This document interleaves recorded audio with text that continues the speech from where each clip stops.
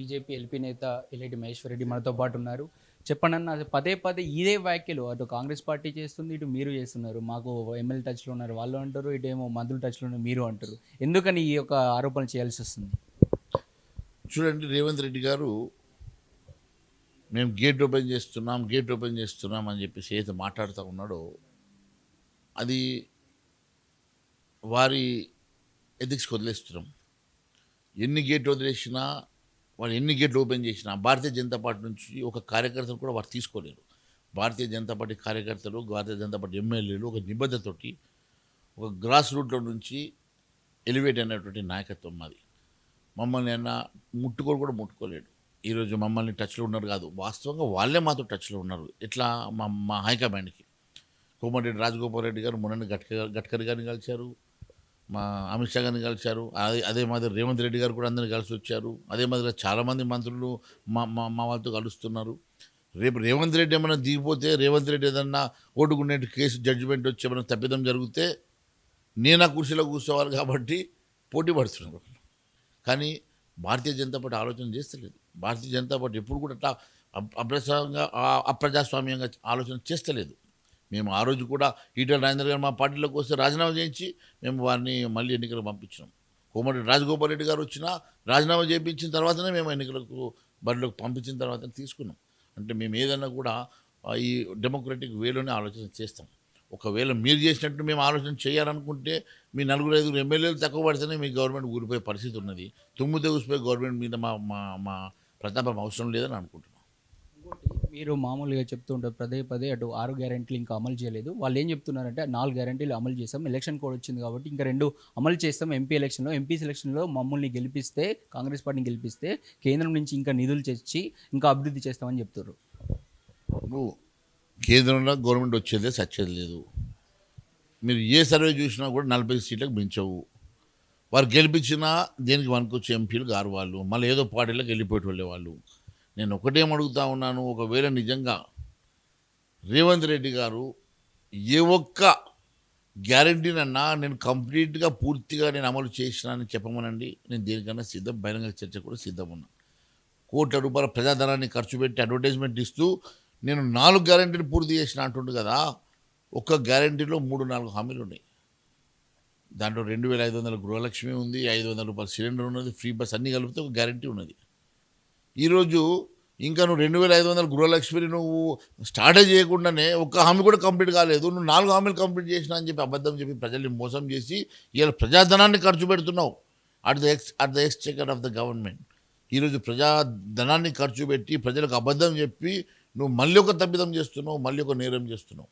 నేను ఒకటే అడుగుతున్నా, రేవంత్ రెడ్డి గారు అబద్ధాలు మాట్లాడడం దిట్టా, అబద్ధాలు ప్రొపగండా చేసుంటో దిట్టా, ప్రజల్లోకి తీసుకెళ్ళేసి తప్పుడు సమాచారాన్ని అందించుంటో దిట్ట. కాబట్టి ఆయన చేస్తున్నాడు, అది మంచి పద్ధతి కాదని చెప్తాము. బీజేపీ ఎంపీలను గెలిపిస్తే తెలంగాణకు ఎలాంటి ప్రయోజనం ఉండదు, కాంగ్రెస్ ఎంపీలను గెలిపిస్తే తెలంగాణకు ప్రయోజనం జరుగుతుంది, ఇంకా డెవలప్మెంట్ జరుగుతుంది అని చెప్పేసి చెప్తున్నారు రేవంత్ రెడ్డి. మీరేమంటారు? అదే చెప్తున్నా. ఆయన ఇప్పుడు ఎంపీలు గెలిచినా 40 మంది ఎంపీలు, వాళ్ళకి ప్రభుత్వం రాదు, మనం రాదు, వాళ్ళు ఎక్కడో మళ్ళీ ఏదో పార్టీలో చేరాల్సిందే. కాంగ్రెస్ పార్టీ ఎంపీలు గెలవడం వల్ల ఈ రాష్ట్రానికి కానీ ఈ దేశానికి కానీ ఎలాంటి ప్రయోజనం లేదు. భారతీయ జనతా పార్టీ ఎంపీ గెలిస్తే నరేంద్ర మోడీ గారి పటిష్ట నరేంద్ర మోడీ గారి ఇచ్చినటువంటి 400 సీట్ల భరోసాకి, ఈరోజు ఈ దేశ సుస్థిరతకి, ఈ దేశ మరి 3వ ఆర్థిక శక్తిగా ఎదగడానికి, భారతదేశ సుస్థిరతకి పనికొస్తారు. కాబట్టి నరేంద్ర మోడీ గారు మరి ఈ రాష్ట్రం నుంచి అత్యధికంగా ఎంపీలు గెలిస్తే ఈ రాష్ట్రానికి నిధులు వస్తాయి, అది అభివృద్ధి చెందుతుంది. కాబట్టి భారతీయ జనతా పార్టీకి ప్రజలు ఓటేయాలని డిసైడ్ అయ్యారు. ఎన్ని రకాలుగా రేవంత్ రెడ్డి అబద్ధాలు చెప్పినా, మోసం చేసినా ప్రజలు డిసైడ్ అయ్యారు. నరేంద్ర మోడీ గారితో ఈ దేశం సుస్థిరంగా ఉంటుంది, సుభిక్షంగా ఉంటుంది, ఆర్థికంగా అభివృద్ధి చెందుతుంది, దేశం అభివృద్ధి చెందుతుంది, ధర్మం దేశం అన్నీ కూడా అభివృద్ధిగా ముందుకు నడుస్తుంది అనే ఉద్దేశంతో ప్రజలు మా వైపు చూస్తున్నారు. బీజేపీ కాంగ్రెస్ పార్టీకి ఏమైనా టైం ఇచ్చిందా? ఇంకా పోరాటం కొంత స్టార్ట్ అయినట్టు. అటు రైతులకు సంబంధించి రైతు బంధు పడతలేదు, అటు సంబంధించిన రైతుల సమస్యలు చాలా ఉన్నాయి, అటు కరువు బాధితులు చాలామంది ఉన్నారు, ఇటు పంటలు ఎండిపోతూ ఉన్నాయి. వీటి అన్ని సమస్యలపైన కొంచెం టైం ఇచ్చే చూద్దాం అనుకుంటుర్రా కాంగ్రెస్? చూడండి, మొన్ననే మేము మాట్లాడితే మాది ఇప్పుడే గెలిచినాం, 30 రోజులు కానీ 60 రోజులు కానీ 100 రోజులు సమయం అన్నారు. 100 రోజుల్లో ఎన్నికల నోటిఫికేషన్ వచ్చింది. మేము ఇప్పుడే సుదీర్ఘకాలమైనటువంటి పోరాటం. 5 సంవత్సరాలు ఈ రాష్ట్రంలో ఖచ్చితంగా మేము ప్రతిపక్ష నాయకులుగా ప్రతిపక్ష పాత్ర పోషించి ఈ రాష్ట్ర ప్రభుత్వం చేసే తప్పిదాలను ఎండగట్టే పాత్ర మాకు అప్పచెప్పారు. మేము ఖచ్చితంగా బలమైనటువంటి ప్రతిపక్షంగా మేము పోరాటం చేస్తాం.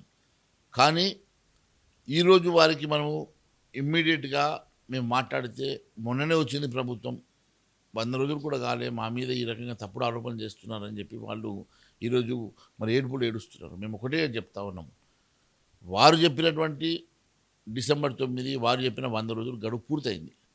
దాని మీద మేము 100 రోజుల తర్వాత కూడా మేము చాలా స్పష్టంగా అడిగినాం, ప్రెస్ మీట్ పెట్టి అడిగినాం. ఎన్ని గ్యారెంటీ, ఇప్పటివరకు ఒక గ్యారెంటీ అమలు కాలేదు. ఒక 412 హామీలు ఒక హామీ కూడా అమలు చేయలేదు. పూర్తిగా వైఫల్యం చెందినరు. మరి పూర్తిగా మీరు దీని మీద ఈ డొల్లా ప్రభుత్వం అని చెప్పేసి మేము చాలా స్పష్టంగా చెప్పినాం.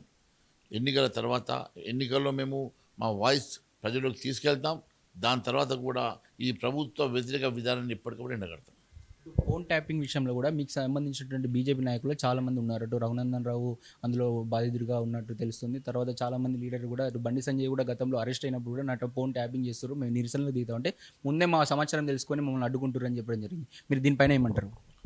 చూడండి, ఒక అధికారి నాతో కూడా చెప్పాడు, నా ఫోన్ కూడా ట్యాపింగ్ ఉన్నది.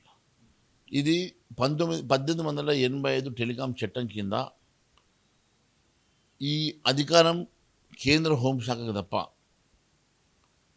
ఈ రాష్ట్ర ప్రభుత్వానికి లేదు.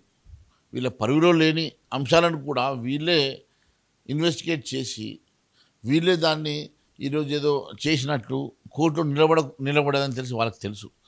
అంటే అది వారికి మేలు చేయడానికి మాత్రమే ఈ కార్యక్రమం చేపడతా ఉన్నారు. వాళ్ళకి చిత్తశుద్ధి ఉంటే సిబిఐకి ఇవ్వమనండి, వాస్తవాలు బయటకు వస్తాయి.